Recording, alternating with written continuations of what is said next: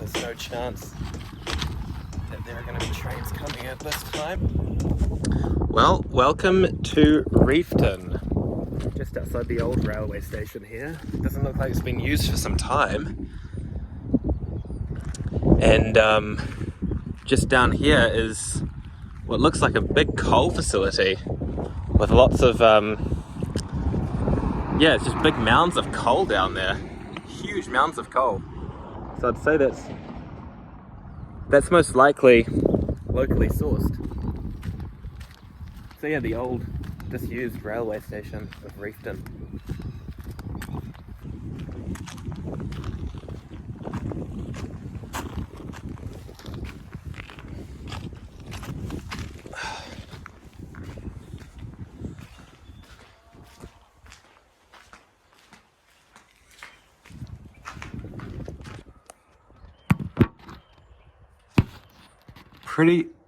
Pretty disused building, really. Reefton Historic Trust Board. Okay, so maybe you can enter. You saw that old light. Luggage room. Wow. The old luggage room, eh? It's just, sitting here abandoned. Beautiful old building.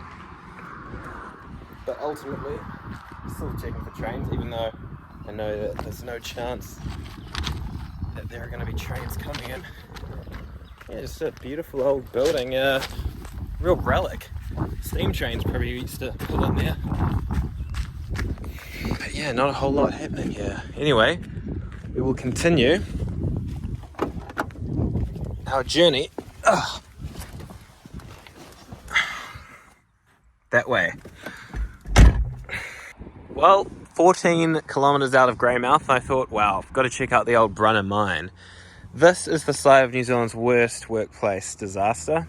65 coal mine workers were killed here in 1896 because safety wasn't a priority. And that is the mine in its heyday.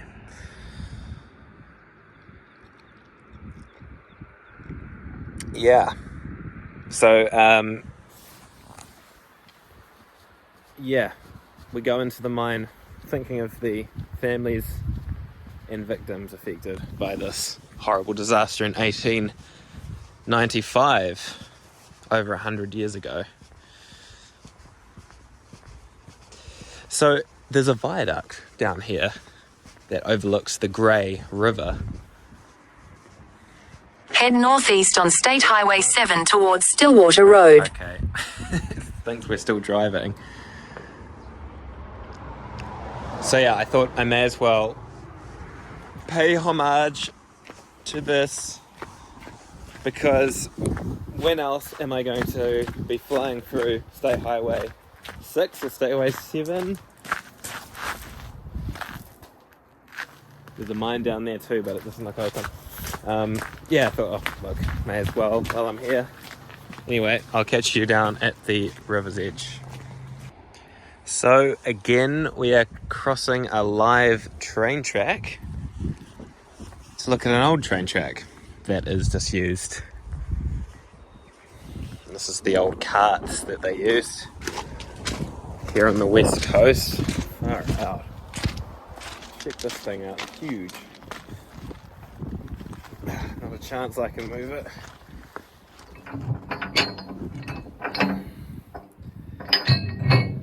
Ooh, rough. A few words come to mind when you think of the west coast, and rough is definitely one of them. Here we go. Wow, they built the Greymouth to Brunner Railway and the Brunner Suspension Bridge in 1876. Wow. Julius Vogel pushed through funding as part of a large-scale public works scheme. Julius Vogel, very influential New Zealander. And I'm pretty sure he was a Jewish guy. Pretty sure. Julius Vogel. Yeah, Vogels, yeah. Vogel's bread, if you know that.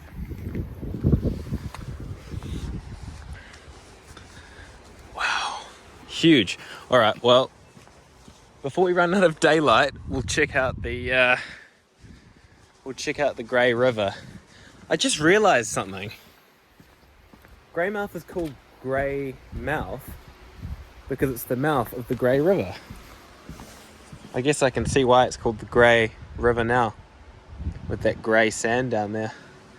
Wow, quite a wild river here that you can imagine. And the 1800s, late 1800s, working here, it would have been really tough work.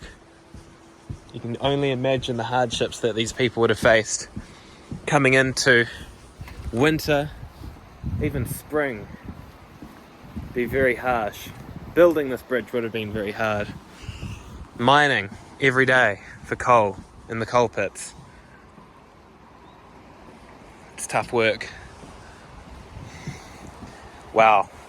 That is a pretty fast flowing river down there. Look at that. Wow.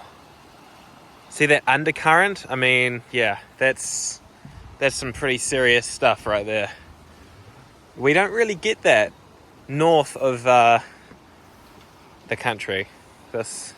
I guess if you're in Hoka Falls it's different, but still very cool. Alright, we'll check out the old mining settlement here. I can see some old structures. Wow, look at that. A real forest scape, isn't it?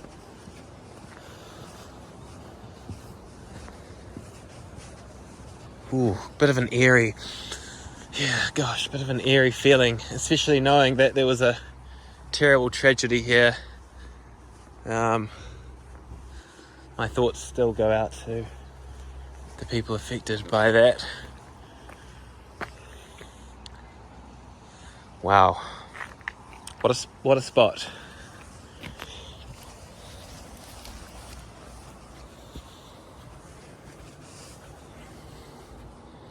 Gee whiz.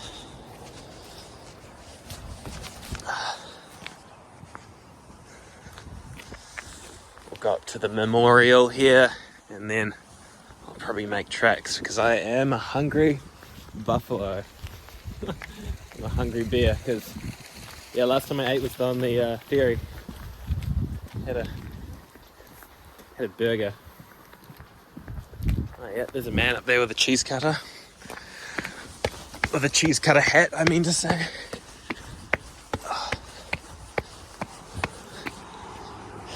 Wow.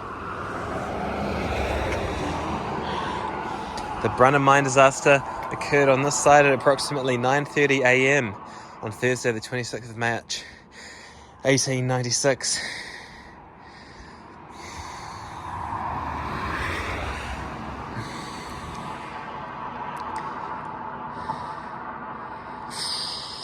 Wow, okay, so there's an underground area here. Gee whiz. Here we have the old Brunner coke furnaces. Coke is basically coal that's been heated to an extreme temperature and then therefore removes gases and impurities and things like this. And wow, look at that river.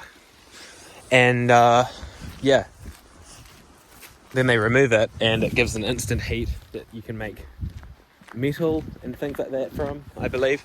So yeah, it's amazing what they were doing all the way back in 1895 or in the 1800s. It's incredible, really, to think back then it would have been so much harder. No roads, no nothing. So yeah, hats off to them. Well, imaginatory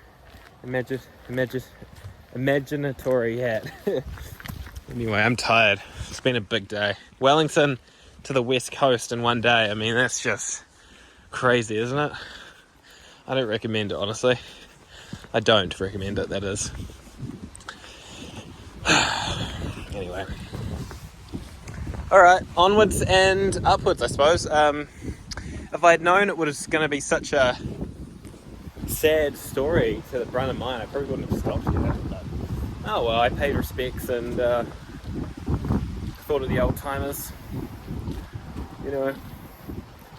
Anyway, we'll continue, and I'm going to try and get a steak or something yum in Greymouth before I go to Ross for the night. Ciao.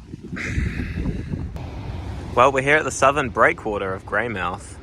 Just had dinner in the Monteith's Brewery. Forgot to vlog that, but yeah, I guess this kind of wraps up for today's vlog.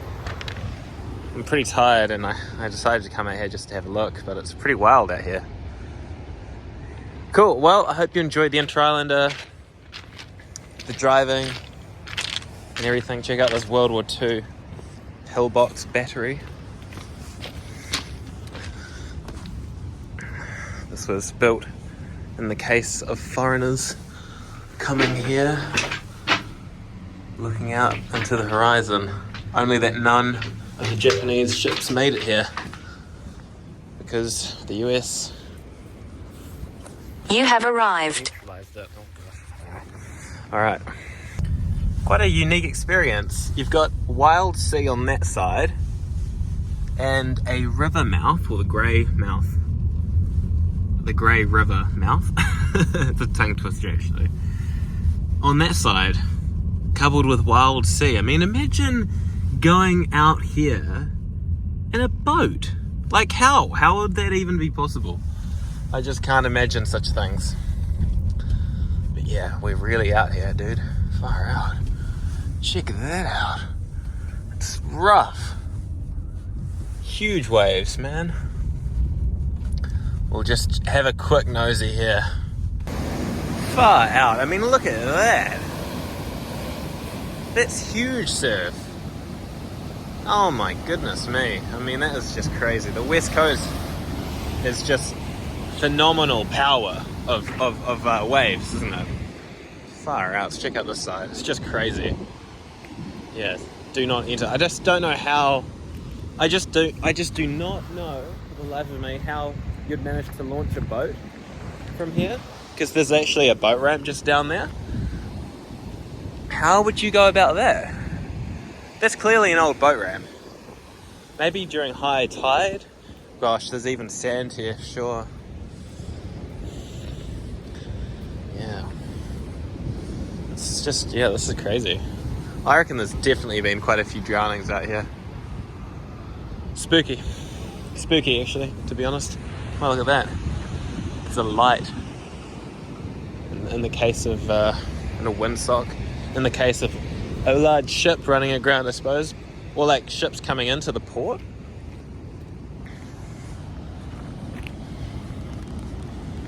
Yeah, it's just crazy. It's a bit of a splash area here. Check this out. Oh my goodness me. Whew. Anyway. Let's go to Ross. This is cool to see. Well guys, I've just come in to Ross, and this is my spot. Yeah, it's super nice. It's a bit of a rainy night, but it's lovely. And can you hear that?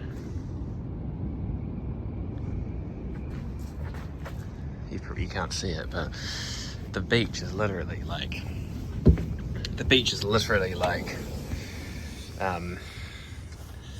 hang on, I'll just put you... Yeah, the beach is literally like maybe, I don't know, 10, 20 meters that way. It's so nice.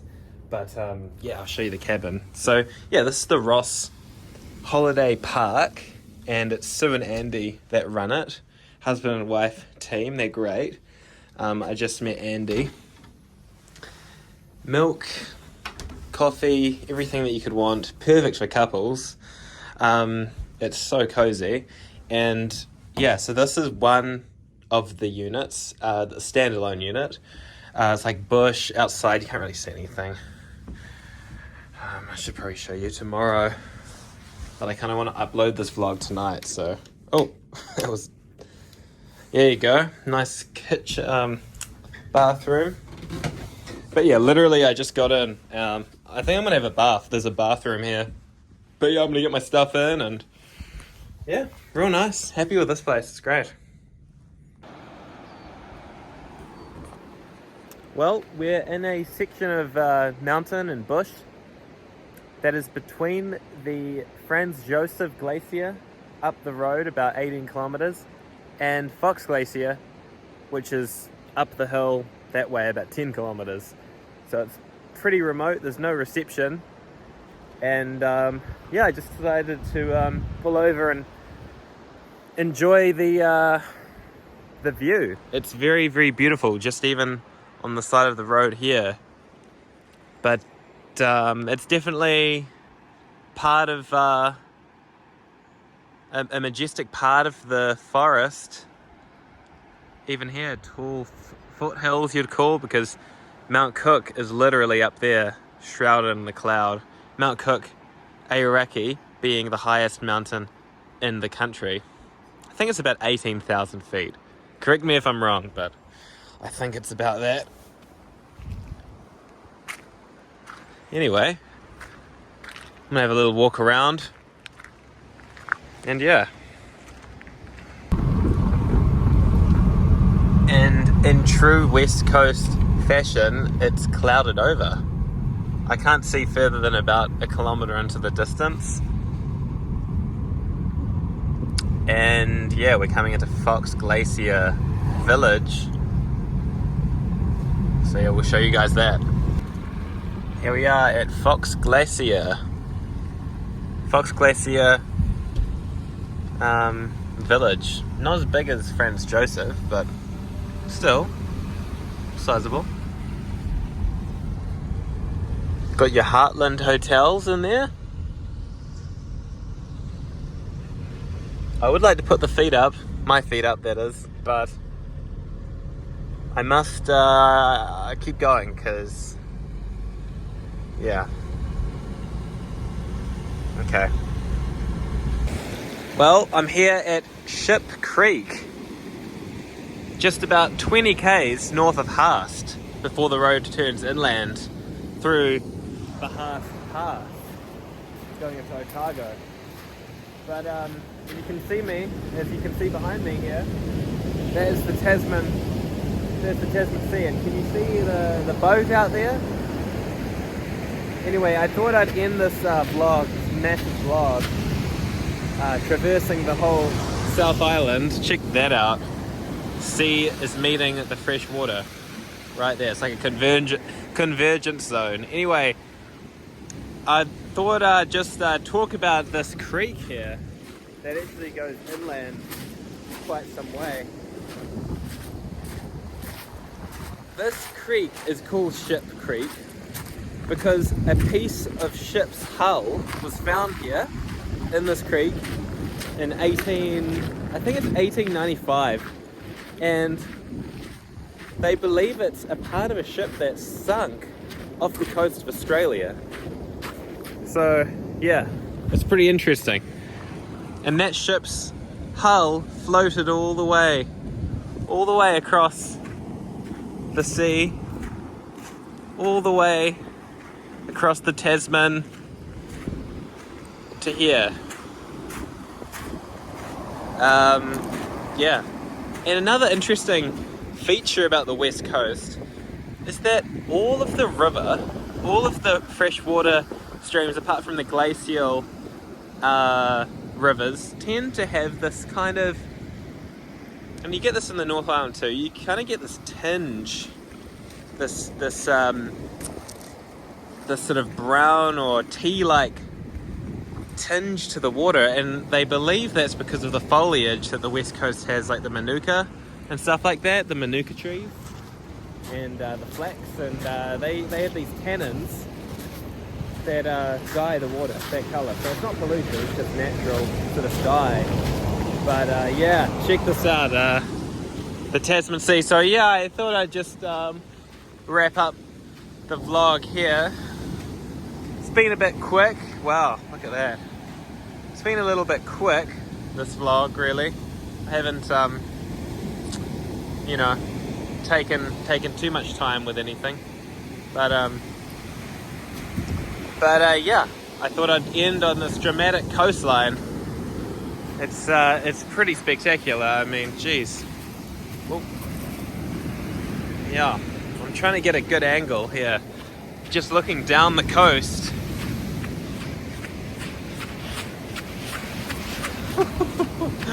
Got to be so careful because you know, you can get swept out to sea and no one would know what's happened to you. Like, look at that. Look how far out the waves can drop. I mean, that is just spectacular.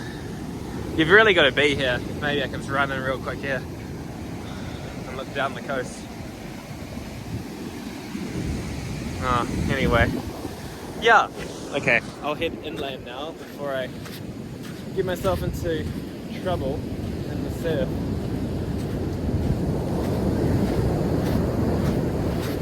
More vlogs to be planned. Quite a lot on my cards at the moment in terms of what my plans are for the rest of the year. I've been offered a job, a teaching job over in China in the city of Hangzhou. So it's just a matter of getting my paperwork in order and getting my work visa by, I think, November, she said. So yeah, could be in China by the year's end. Teaching, which is definitely a passion of mine. Oh, what's this? Mysterious. Oh, it's a seed pod, I think. What the heck? Yeah, I don't know what that is. Because it's got fur on it.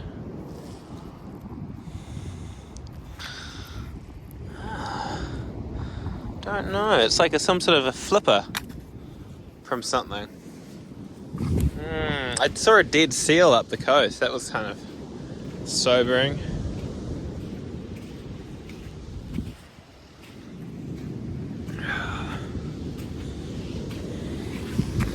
It's amazing what water will do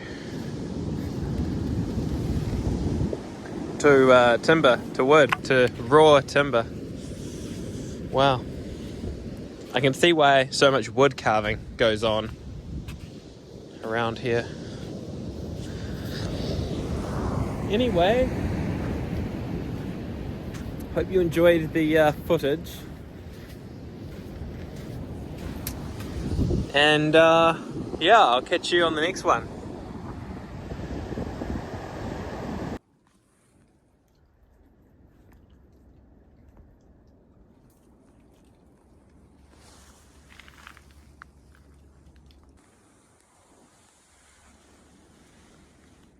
Check it out, guys. We are in the Kahikatea swamp forest here.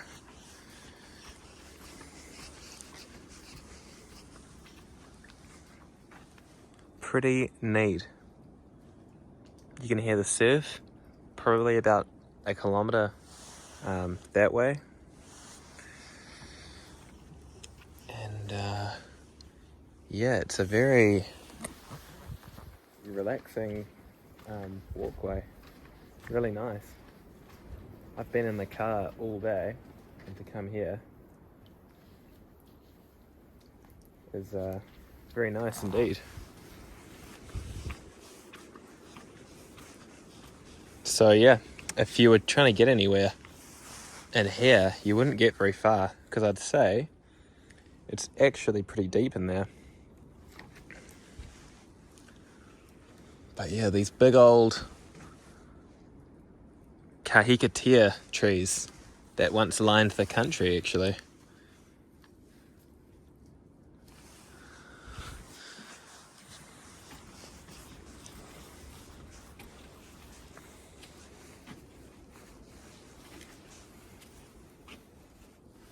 Don't know what that's all about. It's kind of opening up a wee bit here, turning into yeah, a bit more brighter. Wow. I'm just gonna take a photo actually. It's great. Here we are, guys, just off the coast of Jackson Point in Southwestland, a UNESCO World Heritage setting area. And yeah, such a rugged coast. This is like just a portion, a tiny snippet of what it can be like. And behind me now, as you can probably see, the crashing waves over the rocks. It's just incredible. So yeah, check it out. Te Waipunamu, land of the green rock, and that straight out there is the Tasman Sea. Now, as you can see, we're actually I'm just worried this wave's going to no, it's not. It's completely fine. Yeah, we're actually protected quite heavily by this flanked rock here. It's breaking the waves, so I'm not worried at all. All you get in here is just like a slight kind of ripple effect, and that's it. But yeah, walked over here 20 minutes or something from Jackson Point, and yeah, Jackson Point is in the South Island. This is the South Island. You probably don't really realize that this could be in south of Auckland, no, west of Auckland, in Piha actually. It's just so familiar. The west coast is all very similar, but yeah, we're actually in the very southernmost edge of Westland, and then it turns into Fjordland, and it just sort of turns into big fjords that are pretty much inaccessible by road, so you can't go any further west on the road than this until you get to Te Anau. But you're probably wondering, how did I end up here? Well, let's just wind it back a little bit to when I was on the ferry, and yeah, then we can pick up from where we left off, I suppose. It's been a journey to get here, that's for sure. Guys, I just got the fright of my life. I walked over here from the path, and I saw the seal. He's come out of nowhere. Anyway, I'm just gonna try and go away from him. But yeah. Okay, he definitely knows I'm there. I'm just gonna... And here we are, guys, at Jackson's Bay.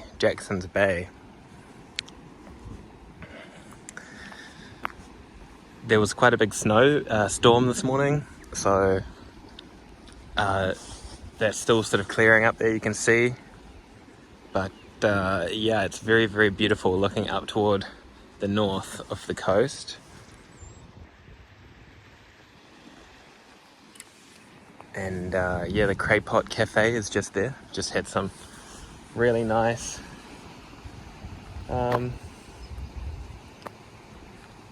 blue cod and chips. And what we're going to do now to wrap up the vlog will be to go and check out Ellery Lake Ellery, sorry. Yeah, Lake Ellery. Ellery Lake.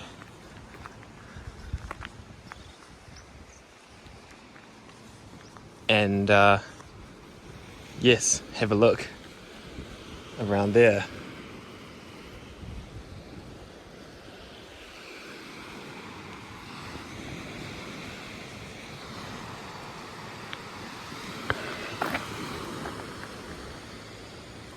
This is the boat ramp.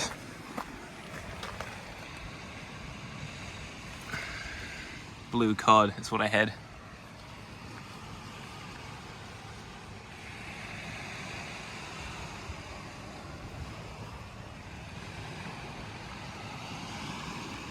I'll show you that island on the way back. It's beautiful.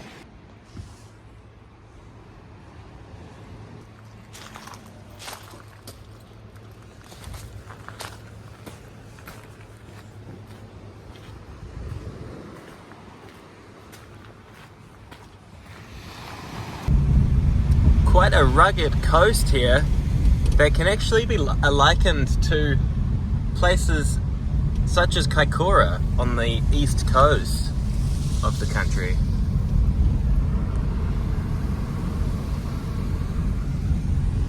And out there you can actually see the island I was talking about just before.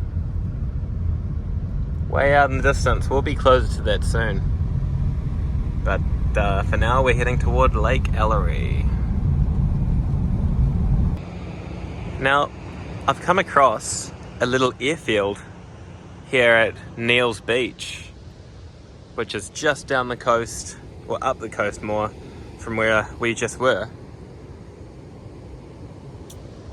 So I'd imagine planes would be able to come in here, well, very, very small ones.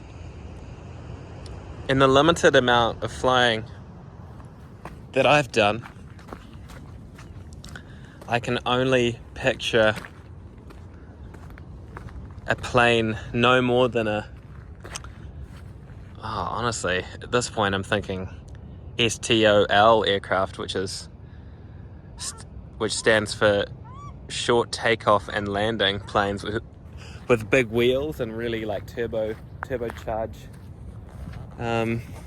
engines. But yeah, this is so they've got the markings. This is the runway marking that you look out for, probably from, well, yeah, on a quarterfinal probably. But yeah, wow, imagine coming in here. I'd say it is registered too, because there's a comms tower just there. So anyway, very interesting. So before it gets too late, we're gonna head to Lake Ellery, which is just over there. All right. Just to give you an idea of the isolation that a community like this has to sort of face, whether it is for you or me, it's for you to decide and for me to decide. But I don't think I could live full time in a place like this. There's just not enough happening. There's a small backpackers here that looks quite interesting. It's called Jimbo's. Yeah, look. Jimbo's backpackers and cabins. Anyway, that's it. Well, we're coming up to Lake Ellery, I believe. Just turned off the highway. And, hang on a second. I'm just gonna check something. Well, we made it to the Ellery track, and it's a 1 hour return to the lake.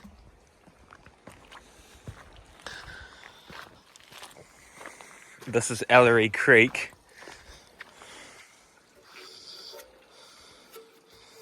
Someone has got angry at the sign and yeah, some dickhead has shot it. I hate it when people shoot signs. It's a really dumb thing to do, because the thing is with a sign, they cover areas behind the sign, so you never know what's behind it. I knew a guy who was tramping not too far away from his hometown of Anchorage in Alaska. It was probably about 6 or 7 p.m, getting dark, he said, anyway, and he was walking, and there was a big welcome sign saying welcome to the track that he had just finished, which was a loop track. And anyway, I digress.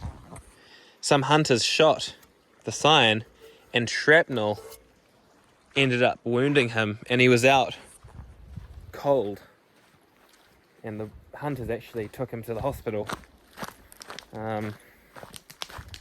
Anyway, is that story true? No, it's not. That is completely bullshit. Anyway, I'm gonna keep walking. Well, we made it to Lake Ellery, guys. It's about 30 minutes up that track. But this is where the track ends. It doesn't go any further. And that creek sort of just starts here. But it's quite a sort of gloomy lake. Very sort of dark colour to it. Which gives it sort of a mystique of some sort, I guess. I'll just come down here and show you guys. See the currents? Because the volume of water going through here is quite strong. But yeah, I've just been sitting at that bench enjoying the view. It's very, very nice. Very quiet here. I heard some ripples down the creek a little bit just before, and I thought it might be someone in a canoe. But after calling out for some time, I didn't hear anyone. So I suppose it must just be a fish or an eel or something. But yeah, real nice. Well, I think we'll wrap up the vlog for this area now. But thanks for watching this far, if you've made it this far. And if not, well, you won't know. But yeah, suddenly the weather's just got a little better and it's real nice. So yeah, Lake Ellery, guys, on South Westland, New Zealand.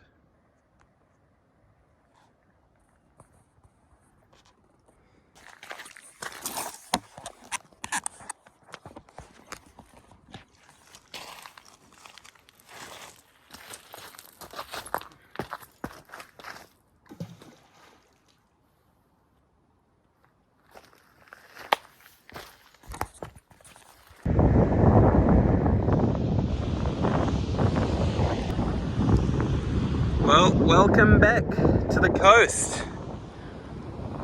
We were there. That's where Jackson Bay is. Looks like a long way away, doesn't it, from here? And the island out there.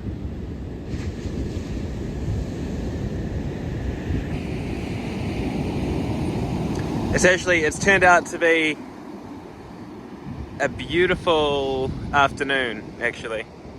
A very beautiful afternoon. The north looks pretty snowy still. You can see that snowfall way up in the mountains there. Snowfall, rain, sleet. It all looks pretty rough in the half past still, so I'd say it's probably still closed. And these footprints are actually mine from this morning. I came here in the morning and had a like a bit of a crazy jog, I guess, along the beach. No one else has been here. It's that kind of area, you know. There's no one around. The isolation of the West Coast, it's a thing.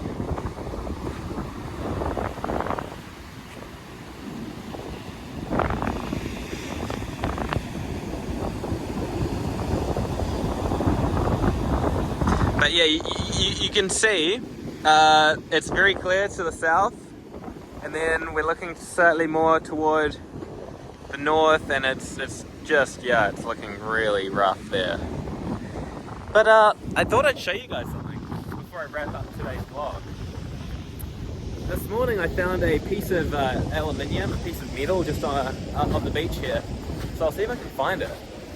But it's quite striking in the sense that it's very light, and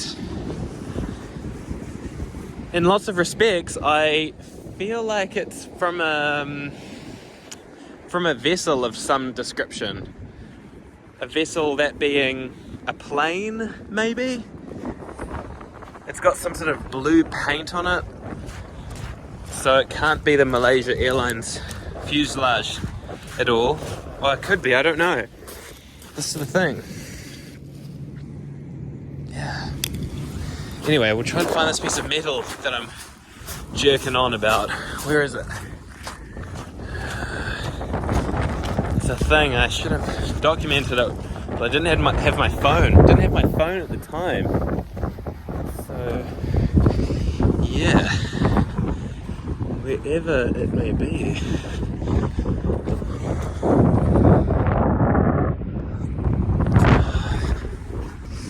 Here it is, guys, the piece of metal that I was talking about. It's got something crusted onto it. Yeah, what's that?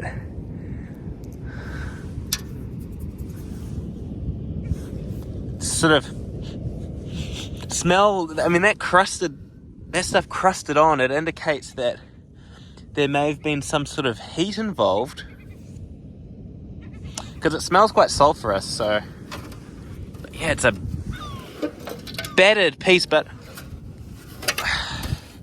These rivets here look aviation grade. And the fact that it hasn't rusted either. Here, the blue paint I was talking about. So yeah, I'm going to take a photo and drop it into some websites. But yeah, past New Zealand, just off the coast. I'm not going to take it, but yeah, it looks like, I don't know, it looks like it's had an impact of some sort, hasn't it? It definitely looks like it's had an impact from something, because something sort of welted into it. Yeah, it's interesting. I don't know what it's from. I'm trying to find markings and things, but yeah, I don't know. Anyway, peculiar. The things that you find on a wild west coast beach in southwestland in New Zealand. It's very interesting. Could be from a plane, could be from a boat, but I can't see that being, I don't know what the heck it is. Anyway.